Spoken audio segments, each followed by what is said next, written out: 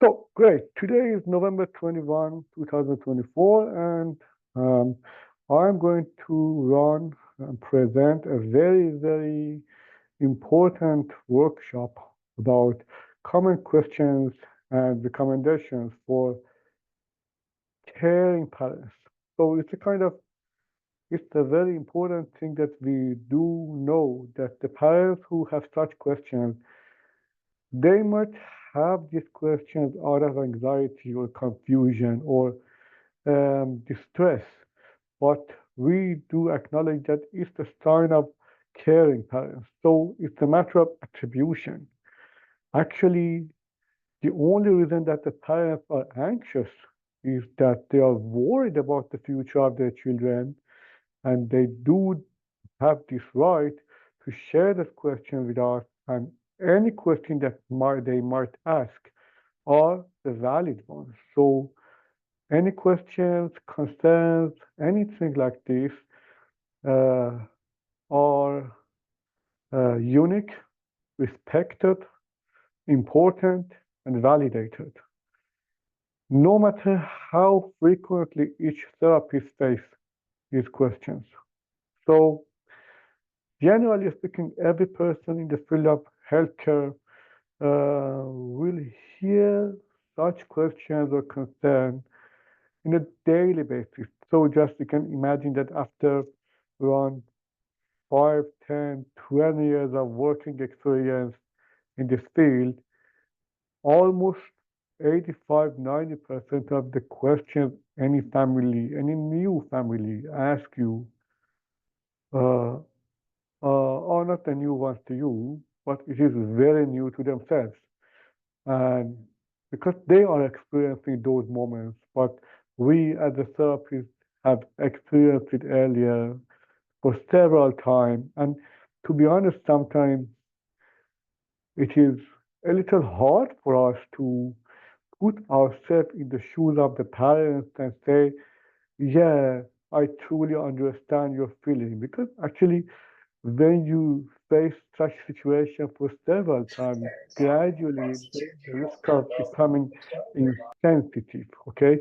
Becoming insensitive not because of lack of importance of the question, but because of the frequency of facing or exposure such questions or concerns. Just imagine that maybe the first couple of times that some um, attendant, like a physician attendant, or clinical observation of a physical attendant, maybe attending some operation or surgery operation, upon the first time that observing bleeding or a cut by the blade on the, or making a wound or severe wound of some patient, maybe those uh, first time observers might even pass out by seeing the bleed or blood. But after many times of going to the operation room or surgery room, they might feel that, okay, it's a part of our career and we know how to deal with it. So, at this situation, anyway, the person who is undergone a surgery is experiencing a new concern, a new problem, because that surgery or operation is a distressing situation for the person.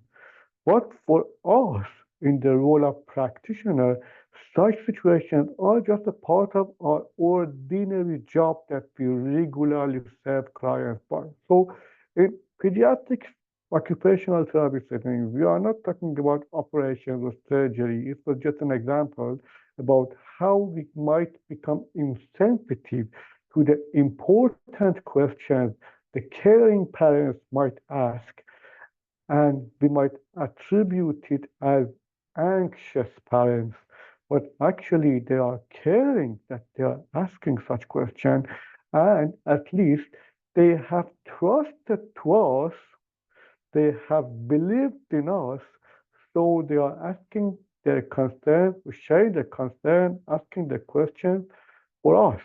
And it's very important to acknowledge them. They are validated. Parents that ask that question are caring, and we need to find a kind of solution or response for them. So we move forward about this topic, and the first thing that I want to share is that there are plenty of questions that exist, and I have listed them. I made a brainstorm and I made a long list of them. And based on those long lists, I realized that there are similar characteristics hidden inside the sentence or question. So I decided to define them in 4 categories, as you see here.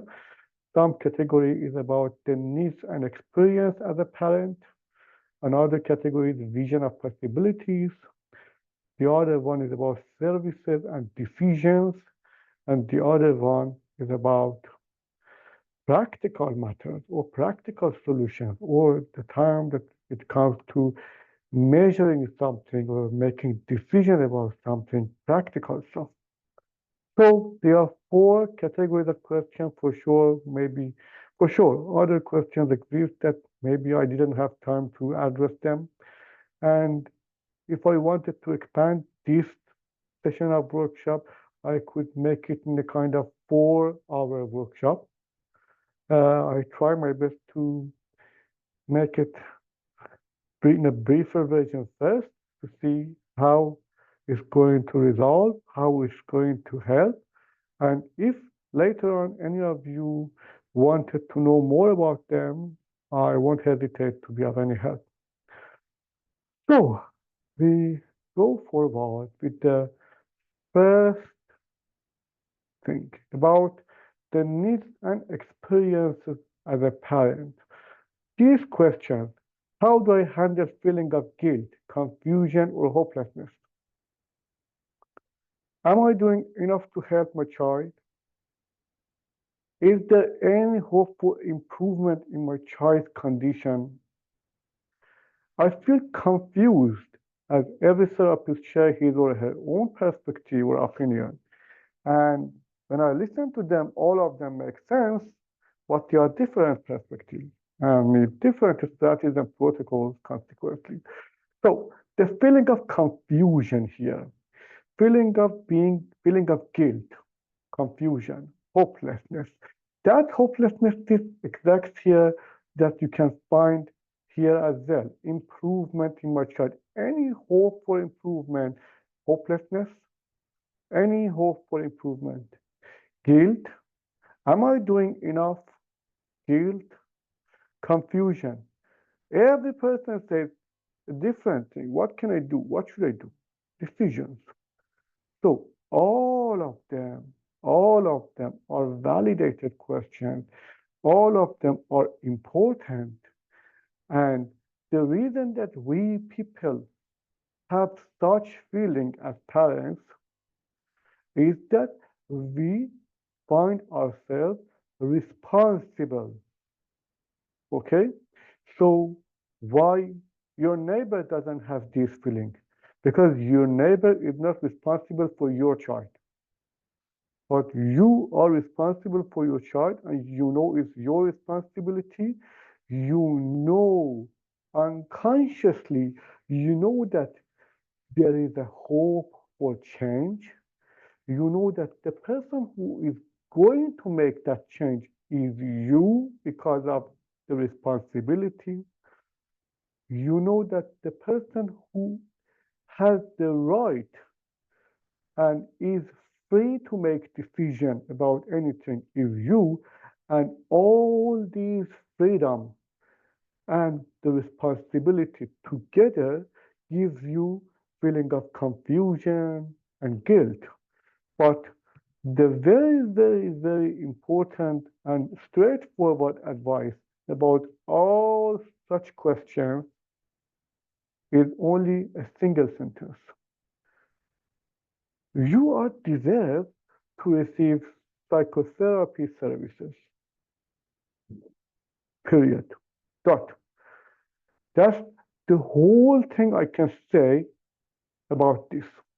Not every no no every single scenario of every parent, every feeling of guilt should be discussed in a case by case basis. This workshop is not going to address such questions on content, even though they are in the same category, even though it's a very typical situation of feeling guilt or confusion or hopelessness. But the only advice that you're going to apply to all parents of children with special needs or all caring parents of children who might have experienced some atypicality during the lifespan, okay, is to seek out some help from some expert person like a psychotherapist, psychologist, psychiatrist, okay? And you deserve to receive it. You need to be a strong parent. You need to be a strong team member of the family. You need to make a good balance between the dynamics of the interaction of every family member, and you are responsible for that. You are responsible for your child to look after yourself as a mom or dad, look after your mental health status. I have witnessed lots of parents who have spent around 30,000, 50,000 a year for their children or more for the children therapy, but they are hesitant to spend $100 for the psychotherapy services monthly. Sometimes they might feel that the true meaning of sacrifice and dedication is to spend anything over my child's best interest and neglecting my own needs or dismissing my own personal experiences. I am suffering from the pain of guilt or confusion or hopelessness. And okay, the life is so I need to, again, I need to wake up another day and I need to pay lots of my attention and be sacrificing my whole time, budget, or hope over my child. And that's that. So again, again, all these questions are important, are a sign of your need to receive sophisticated service from expert person, not from a family member, not from your lovely friend, not from necessarily not from your spouse. Any of you deserve to receive a service from expert people. So, um, for the other three categories, still, there are plenty of advice that I can provide to. But for this category, whenever a therapist or practitioner face such question that has a hidden message of feeling guilt, confusion, or hopelessness, they should immediately refer the parents to psychotherapy or psychological services and destigmatizing the bad attribution of oh, you are mentally ill, you need doctor, ha ha ha. It's not something to stigmatize on that, okay? Everyone needs help. Everyone needs help at some point, exactly as if you have got a cold and you need to take a tablet to become better. If you go to a physician to receive some prescription for your physical well-being, for the sake of your physical well-being. Same thing applies to your mental well-being. And there is there is 0% possibility that a parent has a child with any issues in developmental typicality, and that parent will not be in need of receiving services or help. So we move forward, and the next slide is about Vision of possibilities. So what questions are there? The questions about vision of possibilities are, will my child ever lead a normal life? What does the future look like for my child? When will my child become independent? These three questions are about vision of possibilities. Once I read them, I don't feel that they are about hopelessness. They are real questions. They just want to have a visual picture about future.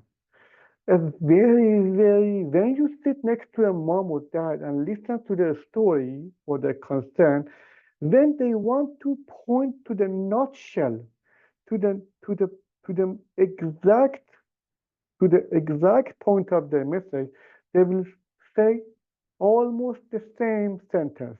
They will say, I'm not going to expect my child to become a doctor or engineer or attending advanced university program. That my child becomes able to have an almost independent life so that if I, God forbid, if I pass away, if I pass away, if his dad pass away, he can take care of himself all by himself. And it's the thing that almost all moms or dads have it. It's the kind of nightmare of them that can my child become fully independent in a way that someday he doesn't need us? The future is kind of like walking in a fog that you don't know how clear the future could be. And such questions are really horrible. Some of the parents are not brave enough to ask those questions that straightforward. But when you keep digging and delving inside their mentalities, you will see almost the same statement that I mentioned.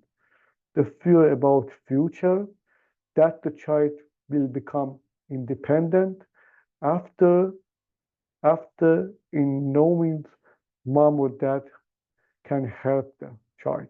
I mean, so the parents might feel themselves responsible for the whole lifelong, but they cannot fight with the matter of death. And they are thinking about the time that, okay, my responsibility exists till I'm alive, but if someday comes that I'm not alive, what happens to my child? And will he have a normal life? So it's a very important question. Sometimes it's out of anxiety or hopelessness, but in general, for the majority of the clients that ask such questions, they do need vision of possibility. They do need a clearer picture about the future. And my responses to such questions is that first, you need to be a good observer. You need to observe every little changes in your child's life. Make a diary and keep taking note of your child's progress every day. Record short videos and put dates on those short videos about the whole potential your child is showing at each year. And then you sometimes are going to watch the past videos, read the past memories in the diary to see, wow, we have passed a very long way so far. My child has achieved a long way. So, as if you are sitting in a bus and then you are looking to the front and then you see how much is left. But if you switch your seat and sit in a way that you see the back of the bus, you will see how much way we have passed so far. So it's all the matter of interpretation and your perspective. How far you have gone so far aligned with your child. And if you compare the current level of your child ability with those of about 2 years ago, do you acknowledge that your child has become 30% more independent? So why can't you expect your child become 60% more independent in the upcoming 5 years? So every child grows, system, human system, technology, medications, all things are growing to the better. And we all have our own limitations. Actually, I'm not a prophet. I cannot foresee, I cannot forecast, I cannot predict future. I am not a prophet to mention that, ha ha, I can estimate that your child will become this in 2 years or 5 years or 20 years. Yes, there are some rule of thumb that if we do so, we are preventing from that in future. But believe me, all of us human beings are limited to the lots of unknown factors, the factors that are contributing the future of ourselves and our child. We are very weak to make a control of our own life against such these unknown factors. We cannot predict almost any of them completely accurately, okay? And anyways, even though we are very limited people, we are responsible. That's the exact point, that we are responsible to do our best, even when we don't know which thing is the best thing. So, of course, it makes confusion. Of course, we all need a clearer vision of possibility. But believe me, even for the parents with the typically developed children, they might feel they have a better control over the environmental unknown factors, but all of us, almost the same, are limited and we barely have any control about unknown factors of our lives. Many things are not within our control, but some things that are within our control is radiating the best vision of possibility.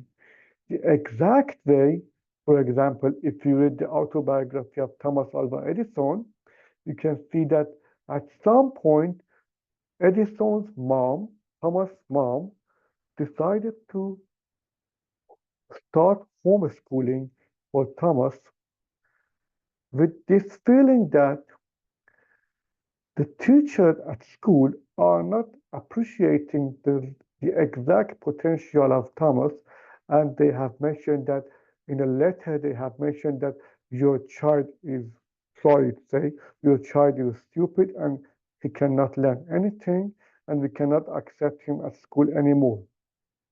Yes, and believe me, a century ago, no, about 100 years ago, it was very easy for the teachers to write such harsh and rude letter to the mom and rejecting the child.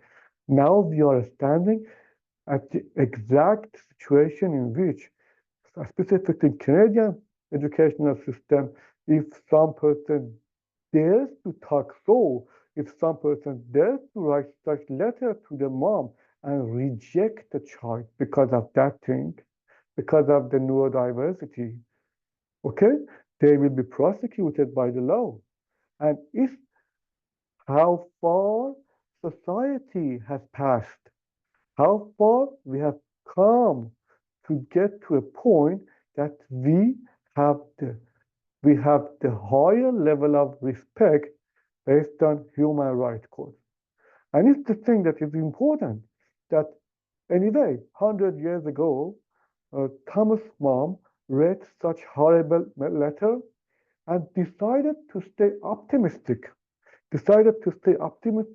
and fight it with the fact. And after fighting with the fact, said, no, the school doesn't deserve my child's exact potential, and I start homeschooling for my child. It's all about vision of possibility. I'm not saying that any of you can start homeschooling or thing. No single prescription is going to be made for, for the people who are watching this video later on. It's all about the things that are not within our control and the things that are within our control. The things which are in our control is vision of possibility, how optimistic we can be, and how we can make sure we are trying our best. So now we are moving to the next slide that are more practical questions and that have more practical advice consequently. Now about the services and decisions.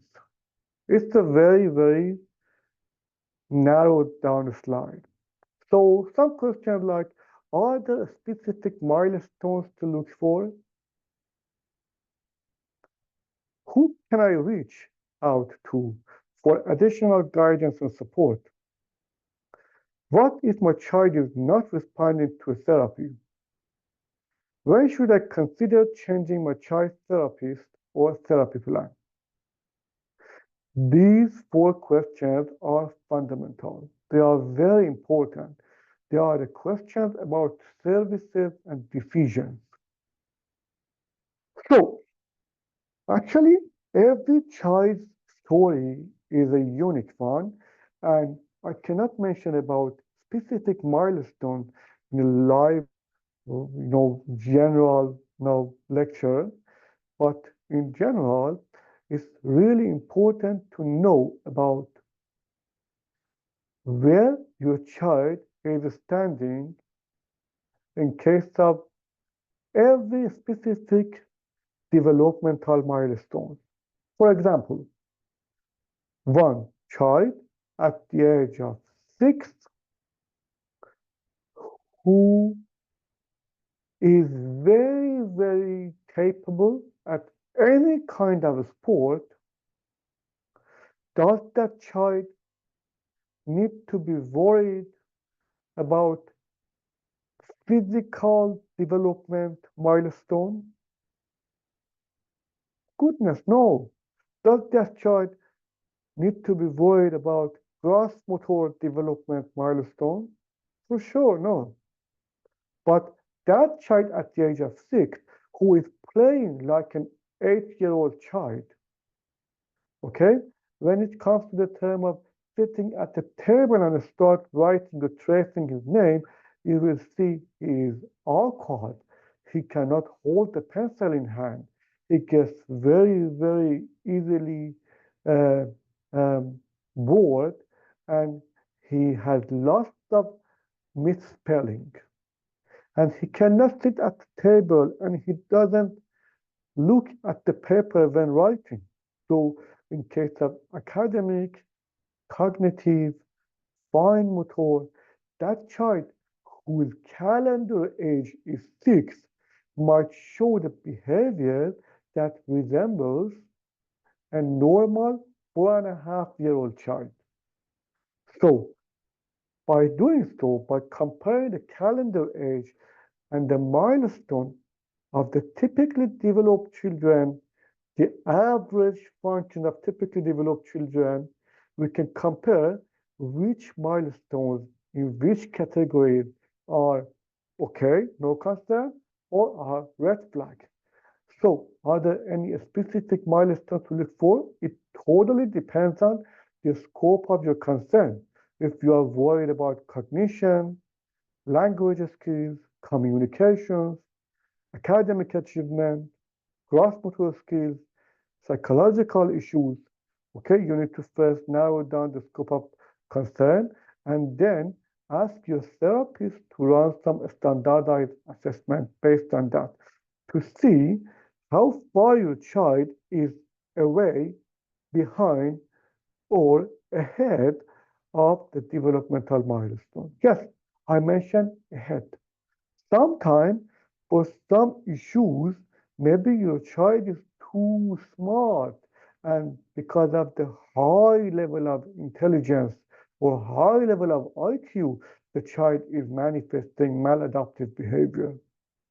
And in some instances, maybe the child is suffering from some insufficiency in any of the milestone scope, and then we need to make sure that we are treating or setting up our treatment plan based on the realistic stage of any child. Because if we set up the treatment plan based on our wishes or based on the family expectation that are not based on reality, but they are mostly based on the concern or wishes, then those treatment plans are not set realistically, and we cannot make smart, specific, measurable, achievable, realistic, and time-bound goal or objectives. And then maybe we lose a very huge deal of golden time over that. So it's very important to make sure about this, to know about the specific milestone. We can ask our therapists for a standardized assessment about those scope of concern. And for sure, based on the scope of concern, we need to reach out to different guidance or support. For example, psychotherapist, psychologist, social worker, physical therapist, physician, and, gynecologist, yeah, and also um, occupational therapist for sure, speech language pathologist, teachers, special ed teacher, sometimes reaching out to some person who is expert at knowing the high-tech devices, ABA therapists, ABA instructors, and there are plenty of people or professionals that can help, but general recommendation is to seek out help from the registered one, because the people who are registered practitioners have some higher level of responsibility, commitment, or accountability. And in case of misconduct or malpractice, they can be kind of they can be treated more seriously with the college, with the regulatory body. They are more responsible or cautious about the interventions they use. They are not going to try any treatment on your child. They are supposed to utilize evidence-based practice. They are supposed to behave in a professional way. They are supposed not to cross any personal or professional boundaries. Yeah, so anything like this, the registered practitioners who are acting and working under some designated regulatory body are the ones that are more accountable and reliable in this field. So I strongly recommend you to reach out to these types of professional therapists for additional guidance and support. And it is very, very important to get to know about the difference between professional and skilled. So sometimes, specifically in Persian language, we might mix up these two words. Skilled people are the ones who are very experienced and can do it very, very well. Anything. Skilled at peeling a tomato, skilled at peeling a potato, skilled at putting on shoes, skilled, super skilled in working with children, how to handle a child, like a good nanny or babysitter, okay? But professional is not necessarily, does not necessarily have to be skilled. Professionals are the ones that act based on professionalism and ethics. They can make a distinct partition between their own personal belief, their own personal needs with their professional character. So, for example, I myself, Harsa, has a personal story, has a personal characteristic, but it is very important that I put away those personality type of characteristic. And when it comes to the part of playing the role of a therapist or practitioner, I should vigilantly and mindfully act equally with each client or patient based on their request or concern, putting away my own stories, complexes, beliefs, solely playing my role as a professional. So in some situations, some practitioner can be both skilled and professional. And in the majority of situations, if we have to choose between a person who is professional, between the person who is professional and the person who is skilled but not professional, I personally choose the professional person. Okay, but um, it's a longer story, anyways. So, what if my child is not responding to therapy? It's very important to check to see why we have reached out to this conclusion that that therapy is not responding to the child. If the therapist himself has mentioned that the child is not saying responding to therapy, in some occasions we need to increase or decrease the frequency of therapy. Sometimes we need to change the therapy room. Sometimes we need to make a break. Sometimes we need to change the therapist. Sometimes we need to change the approach. Sometimes we need to ask for more involvement from the parents or family. Sometimes we need to start home-based service instead of clinical service. Sometimes we need to change the model of service delivery from direct to indirect, like education and consultation.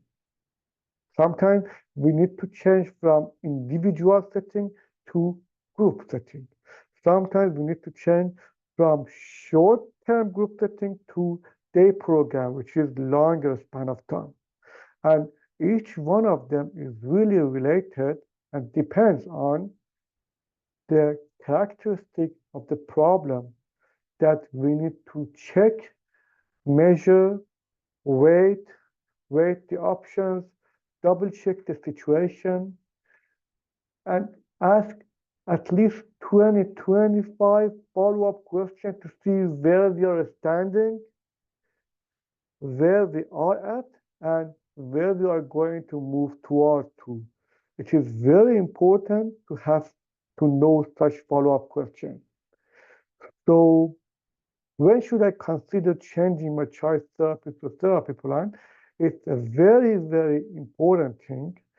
On some occasions, the answer is very clear, very, very clear, crystal clear, okay?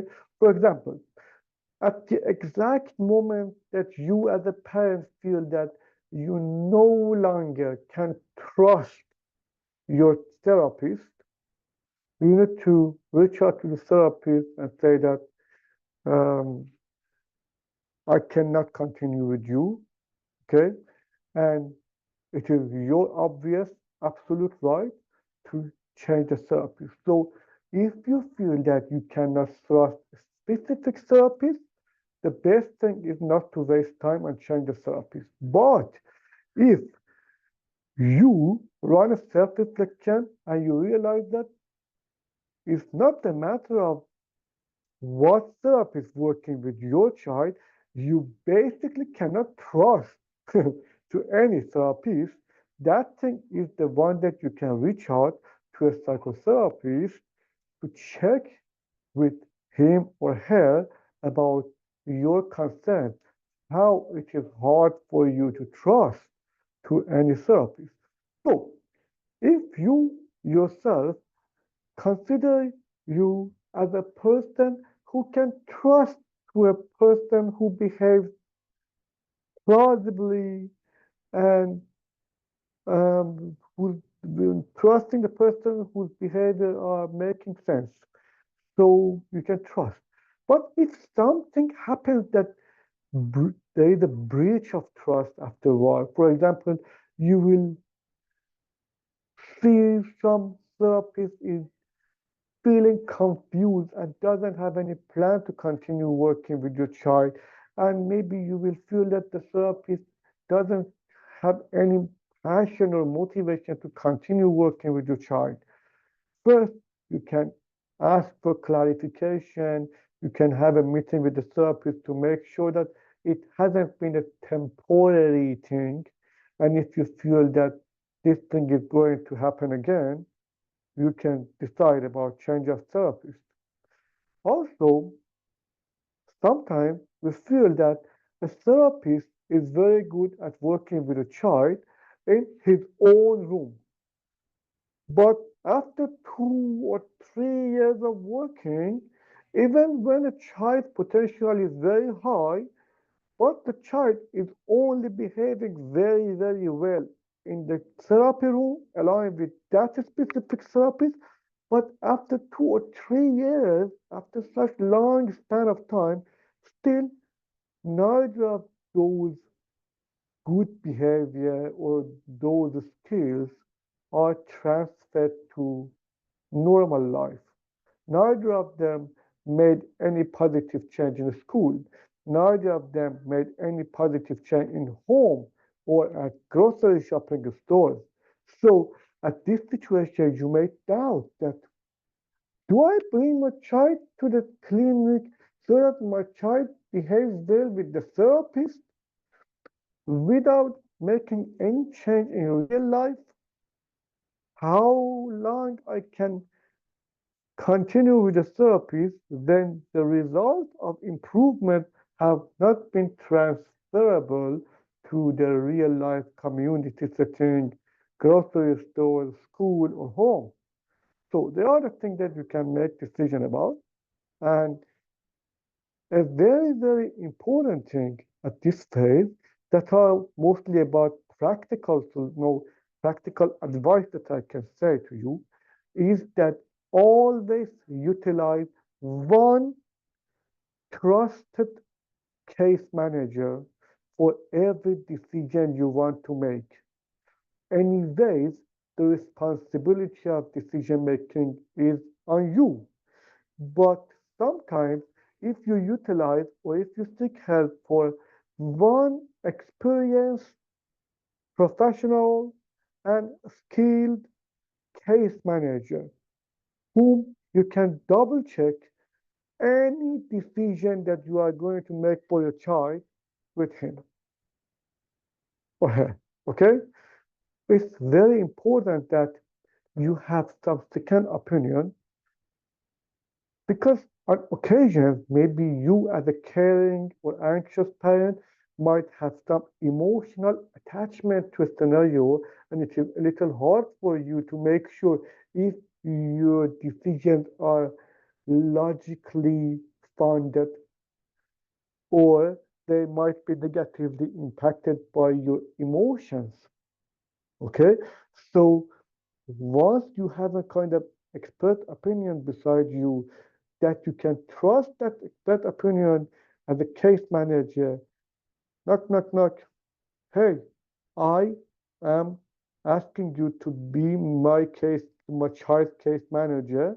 So I'm going to double check with you. I am planning to enroll my child in gymnastics, in swimming class, in music class. I'm going to reduce the number of SLP sessions from 3 to 2, and instead switching from this therapist to that therapist.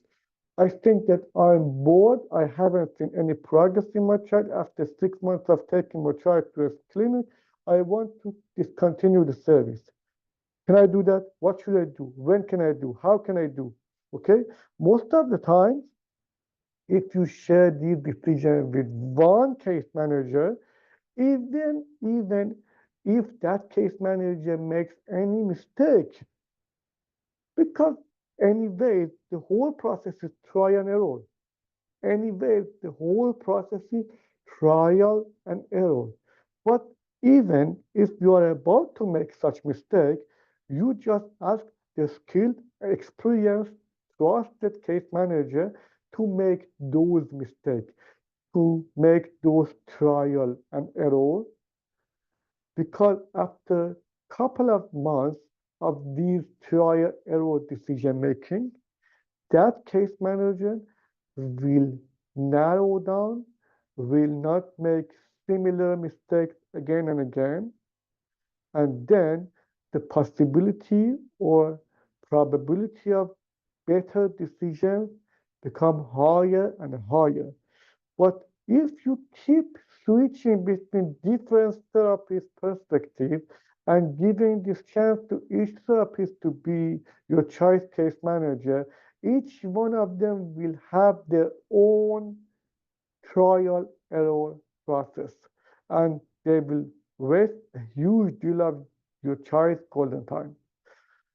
So the last slide, and I think that this workshop has been a very productive and informative one, and but there are still 3 more now detailed summary notes on the next 3 slides.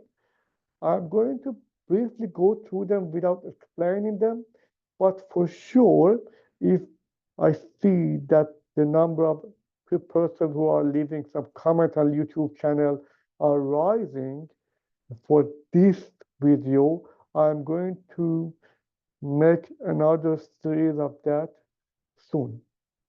So the 4th category is about practical matters. What can we do at home to support a child? How long will it take to see progress? Are we on the right track with our therapy plan? Which therapeutic approach is correct for my child? How can we measure if an intervention or therapy is good or bad?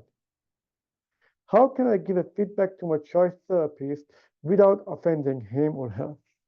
There are practical concerns or questions that are very common.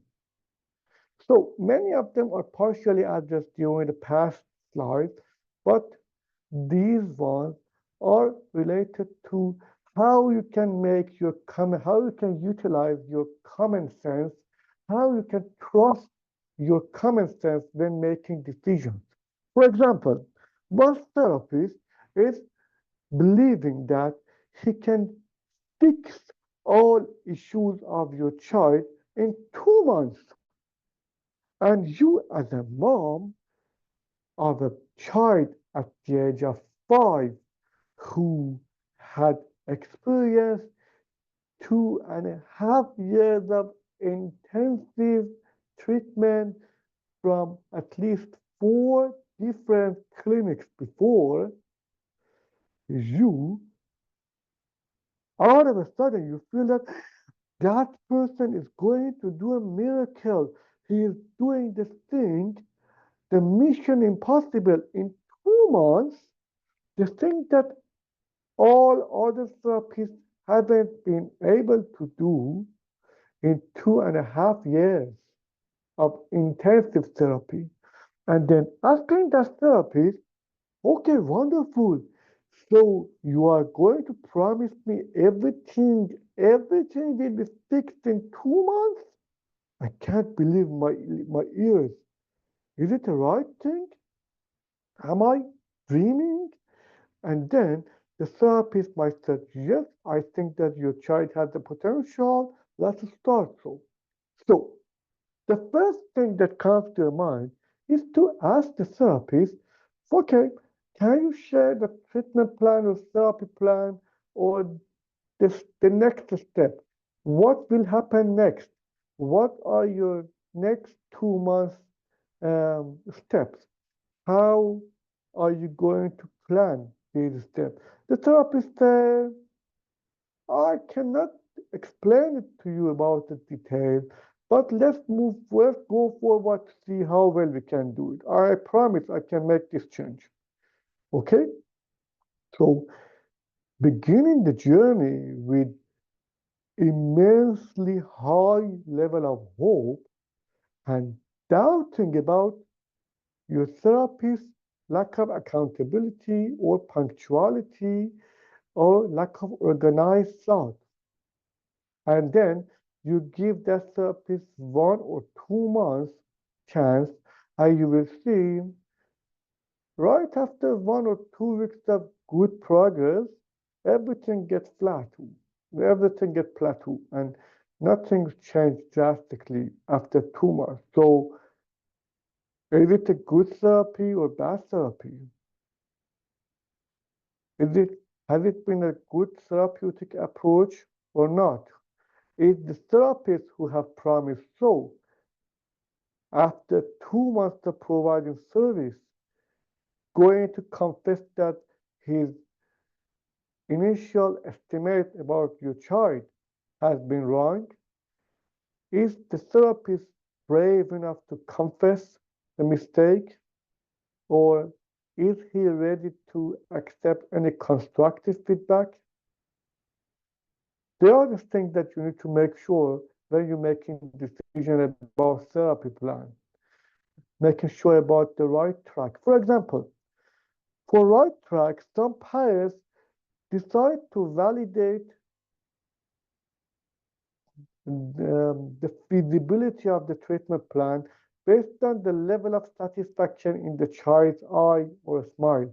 So, for example, if they keep taking the child to a center and the child happily goes to the center and comes back with lots of laughter and fun, the family might feel that, okay, now he is in good hand, my child is happy, he is smiling, he is not suffering, so the therapy plan is good. So actually, I can say that the child has made a wonderful rapport with the therapist there, and the child feels safety, security, and trust with the treatment center, and they are very important elements of any therapy centers. But they are not related to therapy plan. Maybe a child wants to, enjoy going to even a playground almost every week or twice a week, happily going there and coming back, and you will see that, okay, so the playground is having some benefit for the child, but they haven't any treatment plan or therapy plan for that. So how you can make sure you're on the right track is not to solely validate the right track by the happiness or satisfaction of your child. However, if you take your child to a clinic and the child was worried, anxious, nervous, didn't want to go to the center again, if you ask the therapist about the reasons and therapist let give me around 2 or 3 weeks and I hope I can make a change to make the trend of anxiety downward, okay? If you give that time to the therapist and the trend of anxiety got downward, it means that the therapist is having everything within control and had a good prediction about the plan. But if you see that the more you take the child to the treatment center after 2 weeks, 3 weeks, 1 month, the child's anxiety is exacerbating. They are getting worse and worse and worse. So it is hard for you to take him to the clinic after 1 month, after at least 8 or 10 sessions, he still is dealing with higher level of anxiety, and the level of anxiety trend is upward, and the therapist is still insisting on the same therapy plan that I mentioned earlier. That therapy plan for sure is not the right track, because The treatment center that cannot maintain a safe and secure place for a child after 1 month and cannot make the trend within the control based on the therapy plan is not the right one for your child, at least at that phase of his life. So there are many things related to this to decide about which therapy is good or bad, if all therapy should be evidence-based or not, and what we can do at home to support our child. There are plenty of things or strategies that I wanted to expand in more detail, but actually, in order to be mindful about the time, we don't have time to address them. So for sure, we will have another round of this workshop based on the inquiries, and maybe I can make a change to the agenda, or maybe I will run the other workshop series in a way that it totally depends on my colleagues how to fix this. But I still do think that it's very useful to continue talking about these topics. So, and the next thing are about summaries that I just click, and then you just read them. But in the next workshop, I will address each one by one.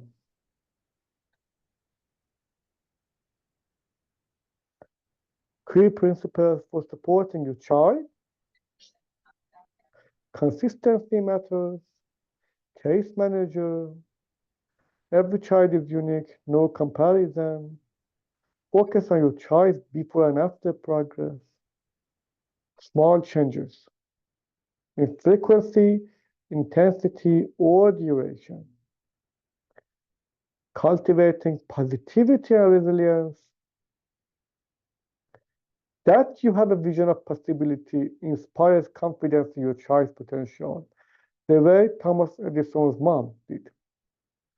Avoid self-blame, practice self-compassion as a parent.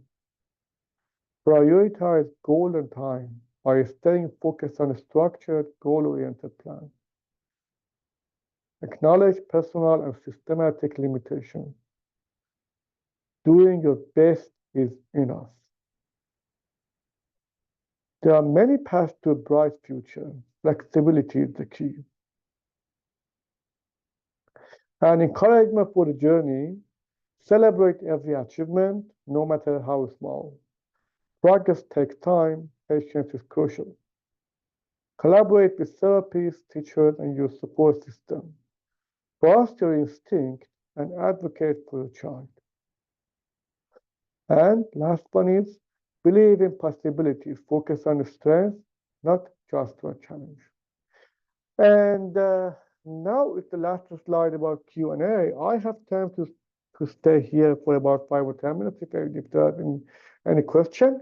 However, for sure, since this workshop is worth to be expanded to the next series, I'm announcing my readiness to have another round of that in a very, very near future. So thank you very much. And I'm going to stop recording if there's any